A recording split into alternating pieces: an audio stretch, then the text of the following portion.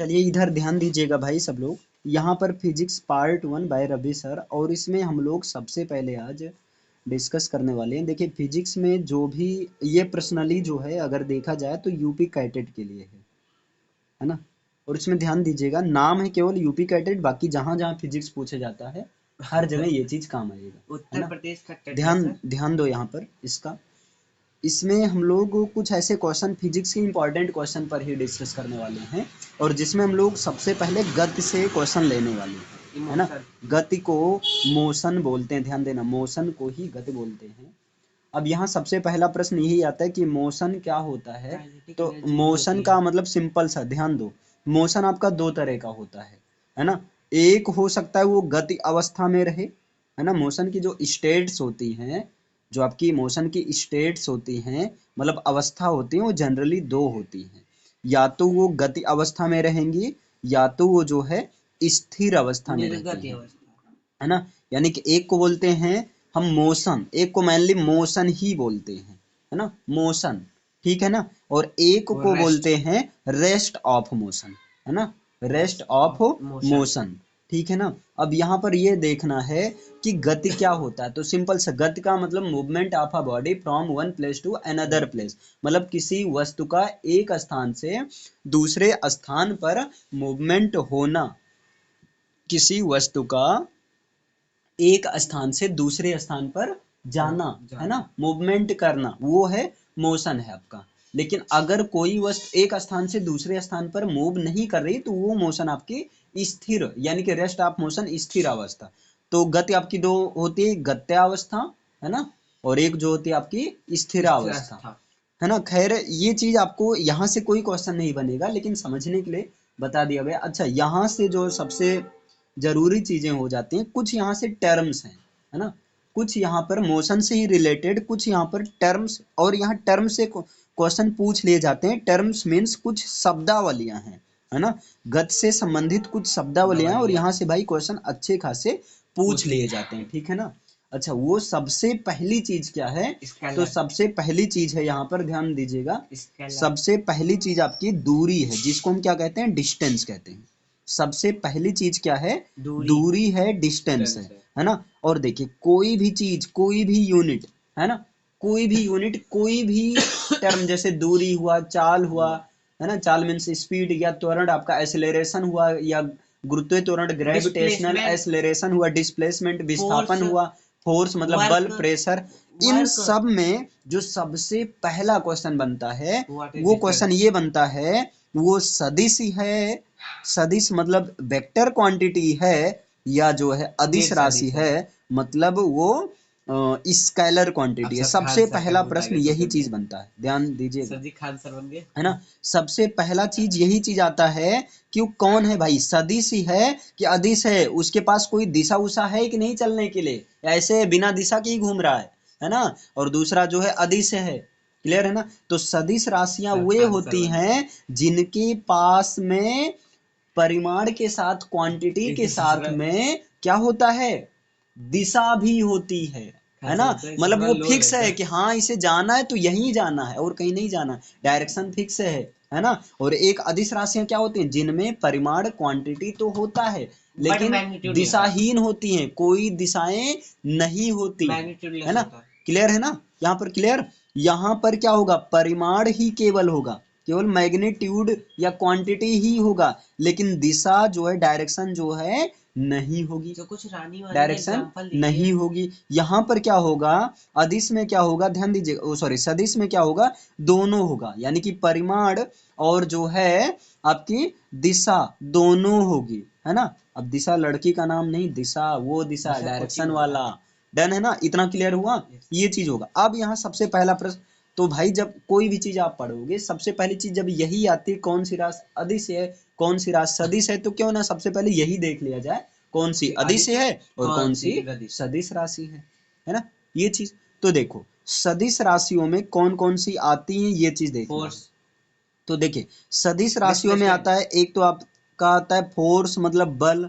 बल कैसी राशि है, सदिश। डायरेक्ट क्वेश्चन यहां से बनता है भाई, यस सर, कि बल कैसी राशि है, सदिश, अदिश, पता नहीं, दोनों, ऐसा कुछ भी ऑप्शन दे सकते हैं। तो ये आपका सदिश राशियों में बल आ गया। क्लियर है ना। और कौन सी होती है आपकी डिस्प्लेसमेंट सर। डिस्प्लेसमेंट है ना। डिस्प्लेसमेंट को क्या बोलते हैं, बोलो, विस्थापन। डिस्प्लेसमेंट का मतलब विस्थापन। और कौन सी आती है आपकी वेग, है ना। वेग Acceleration, sir. मतलब क्या होता है, वेलासिटी, है ना। फिर आती है आपकी Acceleration. त्वरण आता है ना। त्वरण का मतलब एक्सेलरेशन। ये सारी चीजें इसमें आती हैं। क्लियर है ना। और इसमें और क्या आती हैं, वर्क, नहीं नहीं नहीं, तो यहाँ पर एक गुरुत्वीय त्वरण भी इसी में आता है, ध्यान दीजिएगा। ग्रेविटेशन, गुरुत्वीय त्वरण भी होता है, ग्रेविटेशनल एक्सेलरेशन भी इसी में आता है। Yes sir. ठीक। और कौन सी आती हैं आपकी, वेट। वेट। ये अच्छा खासा कंफ्यूजन करता है ना। वेट का मतलब भार। क्लियर है ना। इंग्लिश वेट, लिखिए। WEIGHT, वेट भी इसी में आती है। क्लियर है ना। तो सदिश राशियों में कौन कौन सी आती हैं आपकी, फोर्स आती हैं, मतलब Pressure। बल, है ना। नहीं, प्रेशर इसमें नहीं आता है, वो तो ध्यान देना। स्केलर होता है। प्रेशर इसमें नहीं आता है। तो सदिश राशियों में बल हो गया, विस्थापन हो गया, वेग हो गया। हाँ, एक और आता है आपका संवेग, इसी में आता है, मोमेंटम आता यस है सर, ना। वो तो भूल ही गया। संवेग मतलब मोमेंटम भी इसी में आपका आता है। डन है ना, इतना क्लियर है। अब इसमें अदिश राशियों में क्या क्या आता है, तो अदिश राशियों में आपका आता है सबसे पहले नंबर, तो एक चीज ये है, डिस्टेंस। 7 फंडामेंटल क्वांटिटी इसी में आती है। Yes sir. 7 fundamentals quantity. Quantity इसी में आती है, मतलब उसका वीडियो 7 बना मूल देंगे। राशियां इसी में आती हैं। Yes sir. सातों की सातों मूल राशियां जो हैं इसी में आते हैं, सातों मूल राशियां। अब सातों मूल राशियां कौन कौन सी हैं भाई, तो पहला क्या था, पहला पहला आपका है मास। मास। द्रव्यमान है ना, जिसको ये मास बोलते हैं। ठीक भाई, पहला मास या द्रव्यमान है आपका। टेम्परेचर। दूसरा आपका क्या है, टेम्परेचर। दूसरा है आपका टेम्परेचर लिखिए लाइन से करके। टाइम। दूसरा जो है टेम्परेचर सर। टाइम। लंबाई है। वैसे लंबाई पहले, कोई बात नहीं, लंबाई Length। है ना, लेंथ है। क्लियर है ना। टाइम। तीसरा जो आपका टाइम मतलब समय है, ये सब अदिश राशियां यस हैं। सर। टाइम मीन्स समय, अदिश राशियां हैं। और चौथे में चौथी कौन सी है भाई, अरे तो यार, चौथी आपकी जो है इलेक्ट्रिक पोटेंशियल। ताप है ना। ताप टेम्परेचर। मतलब टेम्परेचर है। और क्या है आपका, इलेक्ट्रिक बताइए। पोटेंशियल। विद्युत धारा है, इलेक्ट्रिक इलेक्ट्रिक करंट है। हाँ भाई। विद्युत धारा मतलब इलेक्ट्रिक इलेक्ट्रिक करंट है आपका, इलेक्ट्रिक करंट है। और एक मोल और है। जो है, मोल वाला। और जो है क्या है, मॉलिक्यूलर वाला। और जो है मॉलिक्यूलर आपका वाला। पदार्थ, नहीं नहीं, मॉलिक्यूलर वाला सर। रुक जाओ मित्र। ज्वलित मॉलिक्यूल। तीव्रता है आपका, ल्यूमिनस इंटेंसिटी। ध्यान से केवल सुनते रहो तो बस, वो है ना। मॉलिक्यूल वाला ज्वलित किसमें है? तीव्रता, इसका मोल है। हाँ ठीक है, पहले सुन लो मित्र, अभी बोलना फिर। ज्वलित तीव्रता है मतलब क्या बोलते हैं, ल्यूमिनस इंटेंसिटी, कैंडेला होता है इसका, ल्यूमिनस इंटेंसिटी। और अब जो सातवां आता है वो है पदार्थ की मात्रा या मोल, है ना। जो 7 नंबर पर आता है वो आपकी है पदार्थ की आणविक मात्रा, molecular quantity of matter. Clear है ना। और उसका यूनिट क्या होता है, मोल मोल। होता है।